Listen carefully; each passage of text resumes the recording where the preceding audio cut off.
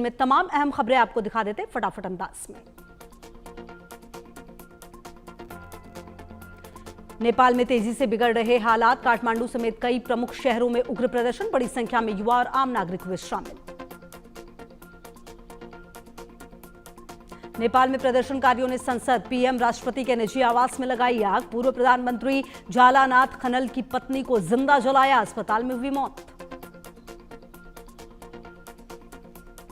भारी विरोध प्रदर्शन के बीच नेपाल सेना ने संभाली सुरक्षा अभियानों की कमान, राष्ट्रपति ने प्रदर्शनकारियों से संयम बरतने की अपील की।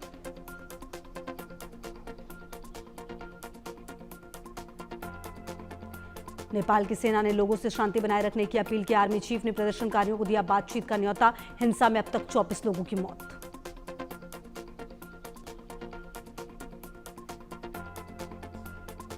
नेपाल में भारी बवाल के बीच काठमांडू एयरपोर्ट बंद, भारत आने वाली फ्लाइट्स भी कैंसिल। रोजाना संचालित होने वाली 250 से अधिक उड़ानें प्रभावित।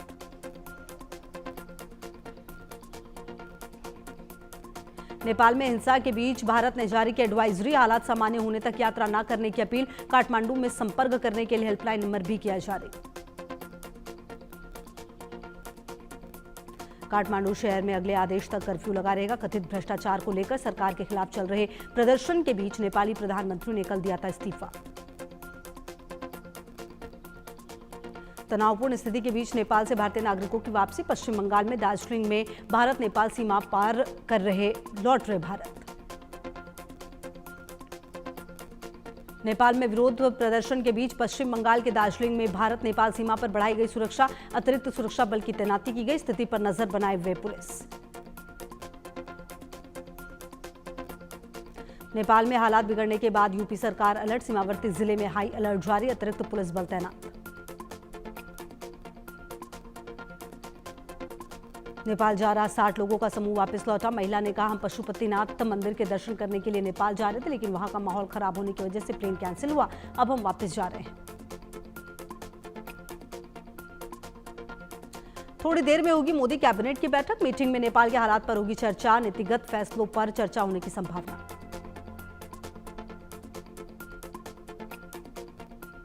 बिहार दौरे को लेकर एक्शन में बीजेपी। 13 सितंबर को बिहार जाएंगे बीजेपी अध्यक्ष जेपी नड्डा, चुनावी रणनीति की करेंगे समीक्षा। 15 सितंबर को बिहार के पूर्णिया दौरे पर जाएंगे पीएम मोदी। हजारों करोड़ की विकास योजनाओं की देंगे सौगात। पूर्णिया एयरपोर्ट का करेंगे उद्घाटन। दिल्ली में चुनाव आयोग की अहम बैठक, सभी राज्यों के मुख्य निर्वाचन अधिकारी होंगे शामिल। देश भर में एसआईआर कराने को लेकर होगी चर्चा। 1980 की मतदाता सूची में सोनिया गांधी का नाम होने के मामले में राउज एवेन्यू कोर्ट में होगी सुनवाई। भारतीय नागरिकता से पहले वोटर लिस्ट में नाम होने का आरोप। 1983 में भारतीय नागरिक बनी थी सोनिया गांधी। आतंकी फंडिंग मामले में एसआईए का एक्शन, दक्षिण कश्मीर के अवंतीपोरा बिजबेहरा में एसआईए की छापेमारी। हिजबुल आतंकी अमीन बाबा के भागने से जुड़े मामले में रेड। एनडीए के सीपी राधाकृष्णन चुने गए भारत के उपराष्ट्रपति। एनडीए कैंडिडेट को 452 वोट मिले। इंडिया के बी सुदर्शन रेड्डी को 152 वोट से हराया। पीएम मोदी ने सीपी राधाकृष्णन को जीत की बधाई दी। कहा, राधाकृष्णन ने हमेशा समाज की सेवा की, संवैधानिक मूल्य को मजबूत करेंगे। खड़गे बोले, ये चुनाव नहीं, विचारधारा की लड़ाई। उपराष्ट्रपति चुने जाने के बाद सीपी राधाकृष्णन का पहला बयान। कहा, नई जिम्मेदारी में देश के विकास के लिए पूरी मेहनत करेंगे। हर चीज में राजनीति नहीं करनी चाहिए। सीपी राधाकृष्णन की जीत पर केंद्रीय मंत्री जी किशन रेड्डी ने कहा, इंडिया ब्लॉक पार्टियां राहुल गांधी के व्यवहार, उनकी राजनीति और उनके फैसलों से नाराज हैं। उन्हें सबक सिखाने के लिए उन्होंने क्रॉस वोटिंग की। मंत्री पीयूष गोयल सीपी राधाकृष्णन की जीत पर बोले, विपक्ष के सांसदों ने भी राधाकृष्णन को समर्थन दिया। यह दर्शाता है कि देश प्रधानमंत्री मोदी के साथ खड़ा है। राज्यसभा सांसद रेखा शर्मा ने कहा, हमें जितनी उम्मीद थी उससे बड़ी जीत हुई। इसका मतलब है इंडी गठबंधन वाले भी अपने गठबंधन के साथ नहीं है, हमारे साथ है।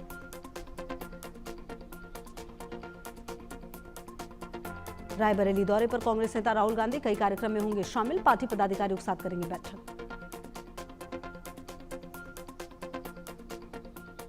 गोरखपुर में जनता दर्शन के दौरान मुख्यमंत्री योगी आदित्यनाथ ने सुनी फरियाद, बोले घबराइए मत, आपकी समस्या का करेंगे समाधान।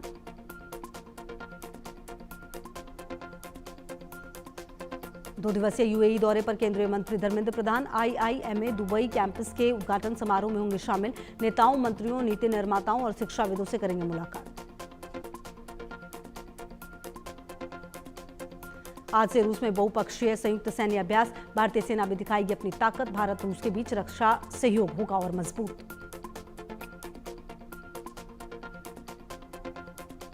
मॉरिशस के प्रधानमंत्री नवीन चंद्र रामगुलाम के स्वागत के लिए वाराणसी पूरी तरह सज-धज कर तैयार। पीएम मोदी और मॉरिशस के प्रधानमंत्री 11 सितंबर को वाराणसी में द्विपक्षीय बैठक करेंगे।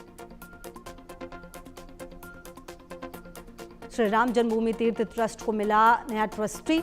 हरदोई के कृष्ण मोहन को राम मंदिर का ट्रस्टी बनाया गया। कामेश्वर चौपाल के निधन के बाद खाली हुई थी ट्रस्टी की जगह। पटना में छात्रों ने फिर किया विरोध प्रदर्शन। बीपीएससी TRE4 के लिए सीटों की संख्या बढ़ाने की मांग को लेकर सड़क पर उतरकर किया विरोध प्रदर्शन। मध्य प्रदेश के रीवा में खाद्य वितरण केंद्र पर मची भगदड़, महिलाओं को कुचलते हुए गुजरी भीड़, 4 महिलाओं सहित कई लोग घायल। झारखंड के जमशेदपुर में दुर्गा पूजा पंडाल में तलवारबाजी, पुरानी और नई कमेटी के बीच खूनी संघर्ष, 8 लोग गंभीर रूप से घायल। यूपी के बागपत में 3 बच्चों की हत्या करने के बाद महिला ने किया आत्महत्या। पारिवारिक विवाद के चलते महिला ने उठाया कदम। यूपी के बिजनौर में एक नाबालिग लड़के ने नाबालिग लड़की के साथ किया दुष्कर्म, वीडियो बनाकर सोशल मीडिया पर किया वायरल। पुलिस ने शिकायत दर्ज कर जांच की शुरू। नोएडा में रुपयों के लेन देन को लेकर युवक से जमकर मारपीट, महिला सिपाही के पति ने युवक को पीट पीट कर किया अधमरा, गंभीर हालत में अस्पताल में भर्ती। जयपुर के शिप्रापथ मुहाना इलाके में चोरी की 2 वारदात, 37 तोला सोने के जेवर, 3.15 लाख रुपए चोरी। पहचान छिपाने के लिए चादर ओढ़कर भागे चोर। पीएम नरेंद्र मोदी ने बाढ़ प्रभावित पंजाब का हवाई सर्वेक्षण किया। बाढ़ से जूझ रहे पंजाब के लिए मदद का ऐलान, 1600 करोड़ रुपए की वित्तीय सहायता देने की घोषणा। पंजाब के गुरदासपुर में बाढ़ प्रभावित लोगों से पीएम मोदी ने की मुलाकात, लोगों से बातचीत की, परेशानियों को जल्द दूर करने का भरोसा दिलाया। पीएम मोदी ने हेलीकॉप्टर से कुल्लू, मंडी और चंबा में हुए नुकसान का किया हवाई सर्वेक्षण। कांगड़ा में आपदा को लेकर बैठक, प्रेजेंटेशन के माध्यम से पीएम को नुकसान की दी गई जानकारी।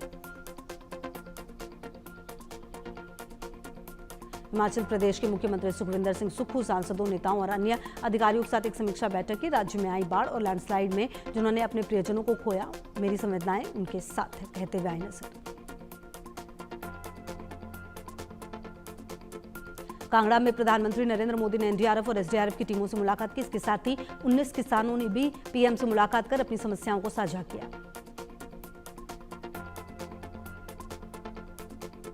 पीएम मोदी के हिमाचल दौरे पर बोले भाजपा सांसद अनुराग ठाकुर, मैं प्रधानमंत्री का आभारी हूं, उन्होंने बाढ़ पीड़ितों का दर्द सुना, पीड़ित परिवारों की मदद की।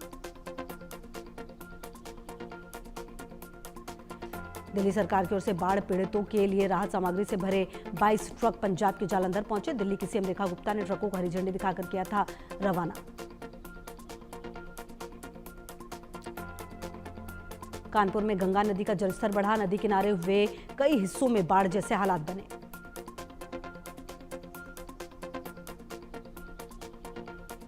प्रयागराज में गंगा और यमुना नदी का जलस्तर बढ़ा, गंगा किनारे कई घाट जलमग्न, निचले इलाकों में भी भरा पानी। जम्मू में पिछले 2 सप्ताह से बंद पड़े सभी स्कूल खुले, भारी बारिश और लैंडस्लाइड की वजह से बंद थे स्कूल। दिल्ली में यमुना नदी का जलस्तर घटा, बाढ़ का पानी धीरे धीरे प्रभावित इलाकों से कम हुआ। अब बीमारियों की भी खतरे को बढ़ता हुआ देखा जा रहा है। उत्तर प्रदेश के आगरा में बढ़ा यमुना का जलस्तर, भारी बारिश के बाद ताजमहल के आसपास के क्षेत्र में चढ़ा यमुना का पानी।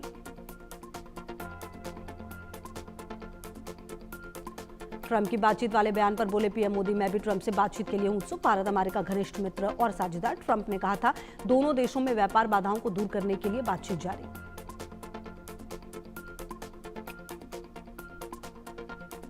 इसराइल का कतर की राजधानी दोहा पर हमला, हमास लीडर बाल बच्चे 6 लोगों की मौत। पीएम नेतन्याहू ने हमले की जिम्मेदारी ली।